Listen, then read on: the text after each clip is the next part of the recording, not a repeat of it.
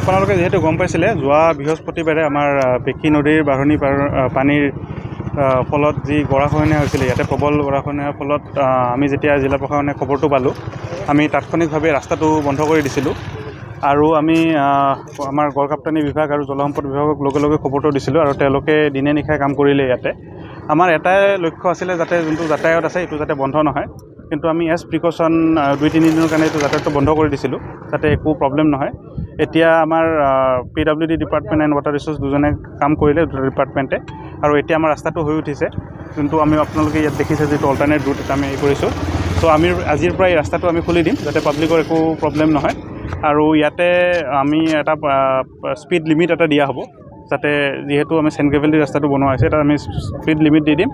আৰু যিখিনি পাৰ্মানেণ্ট নেচাৰৰ কাম ইয়াতে ৱাটাৰ ৰিচোৰ্চে কৰি থাকিব যাতে পিছলৈ আকৌ যাতে প্ৰব্লেম নহয় সকলো ধৰণৰ যান বাহন যাব পাৰিবনে কিবা নিয়ম আছে নাই ইয়াত সকলো ধৰণৰ যান বাহন এলাউড নহ'ব আমি যিখিনি লাইট ভেহিকেল LMV হে এলাউ কৰিম যিখিনি হেভি ভেহিকেল আছে সেইখিনি আমি এলাউ নকৰোঁ কাৰণ তাত অলপমান ৰিস্ক ফেক্টৰটো থাকে